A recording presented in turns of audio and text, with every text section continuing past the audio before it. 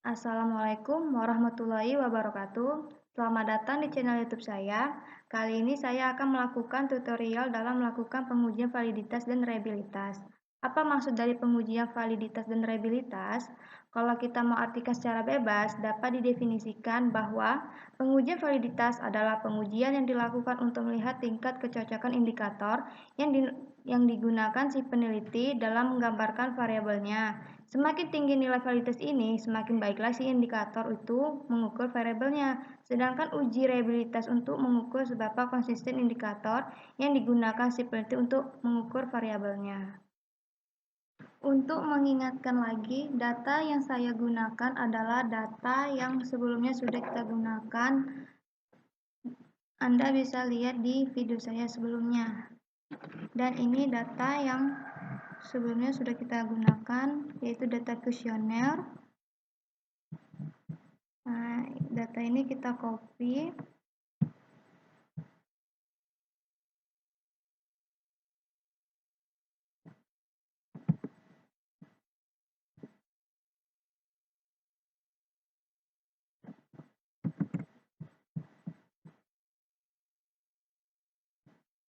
Lalu kita masuk ke data view. Paste. Sudah, kita masuk ke variable new.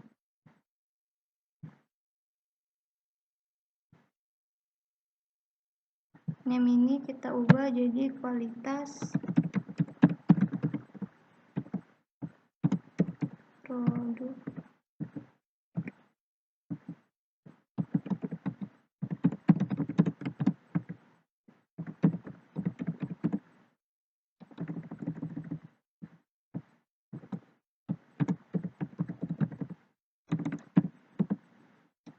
Produk 1.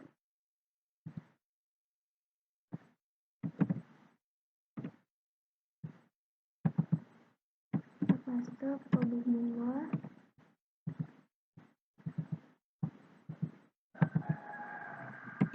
Produk 3.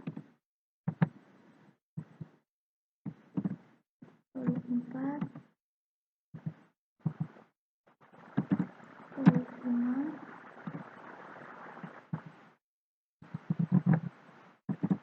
6.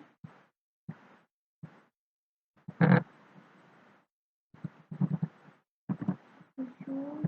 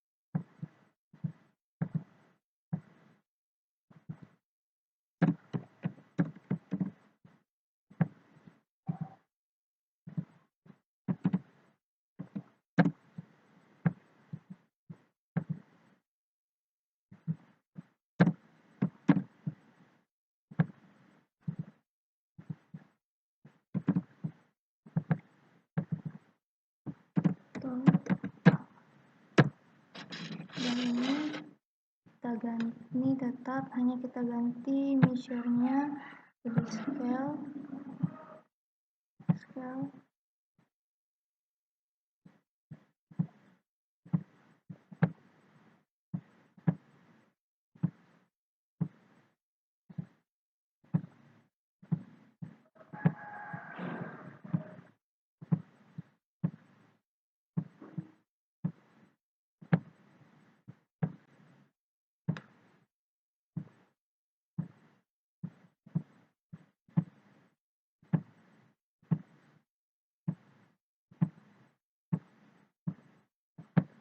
Oke, selanjutnya kita buka data view.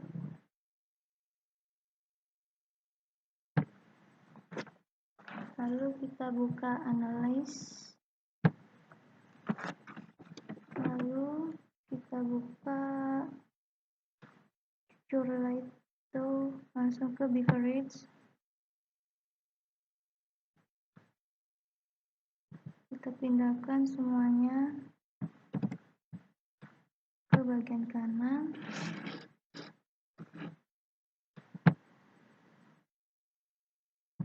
Lalu klik OK.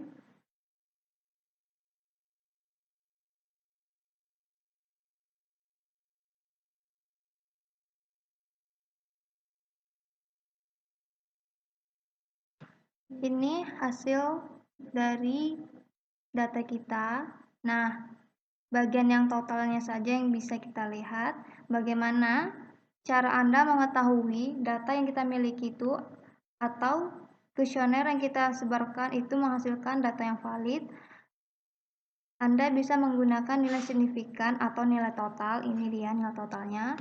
Dan ada dua pendekatan untuk menyatakan sebuah kuesioner itu valid dan tidak valid. Yang pertama, Anda bisa menggunakan Pearson correlation.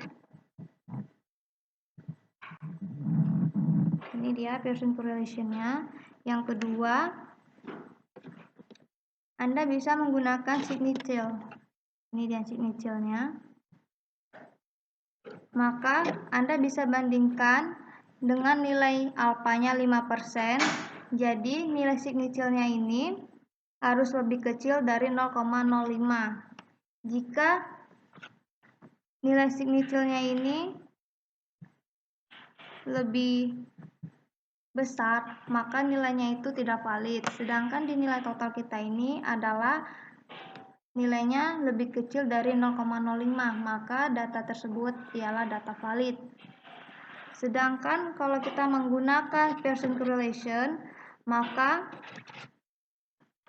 atau kita juga bisa disebut dengan nilai R hitung, nilainya itu harus lebih besar dari nilai R tabelnya. Kalau kita menggunakan cara bivarian ini, kita pindahkan nilai R hitung ini atau nilai Pearson correlation bagian total.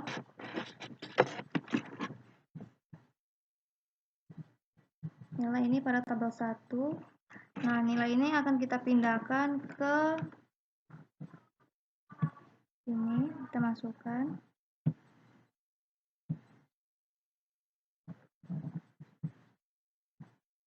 Nol koma 680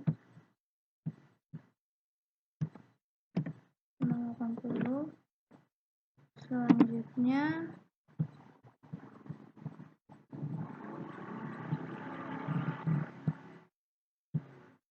0,675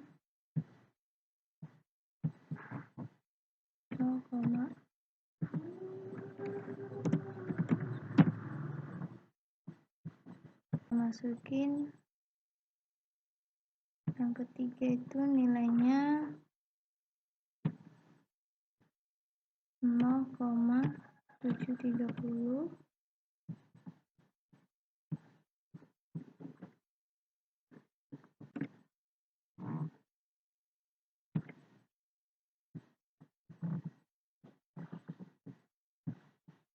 Lalu 0,676, lalu 0,650, lalu 0,741, lalu 0,537, lalu 0,793,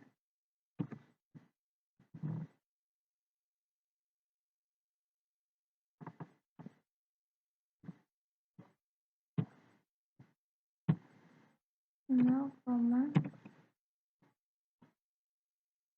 656, 0,620, 0,711,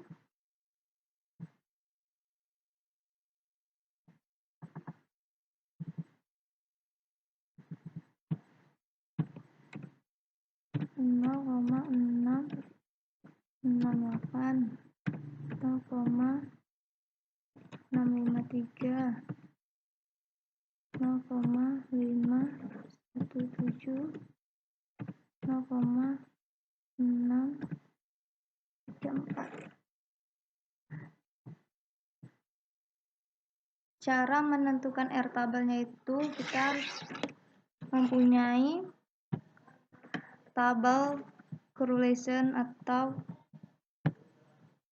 tabel produk, ini dia. Lalu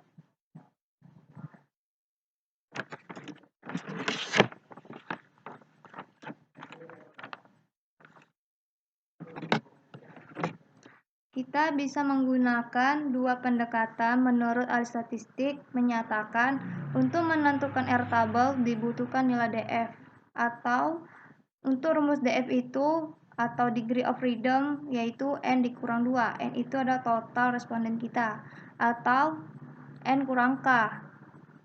Sedangkan K itu adalah jumlah variabel pada kuesioner tersebut. Jadi di sini kita akan menggunakan isinya. Jadi di sini total responden kita itu ada 35 orang, lalu dikurang kuesioner kita itu variabelnya itu ada 15. Jadi 35 dikurang 15 itu adalah 20. Jadi kita cari di sini 20, totalnya jadi 0,423. Kita masukin ke sini 0,423, dan ini nilainya sampai ke kualitas produk 15 sama semua. Selanjutnya kita akan menggunakan metode reliabilitas menggunakan skill. Langsung kita klik dari data views ke analis, lalu ke skill reliability analysis, lalu kita klik statistik, ya kan, sudah item skill ke item deals, lalu klik OK, dan ini hasilnya.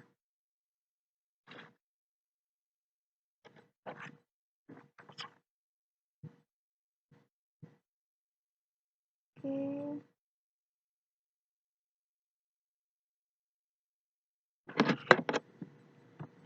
Setelah kita sudah mendapatkan hasil seperti di tampilan ini, untuk pengujian validitas dari tabel ini kita gunakan cukup melihat dari tabel items totalistik, ini dia, di bagian correlated item total correlation. Nah, untuk hasil reliabilitas yang kita gunakan adalah nilai Cronbach.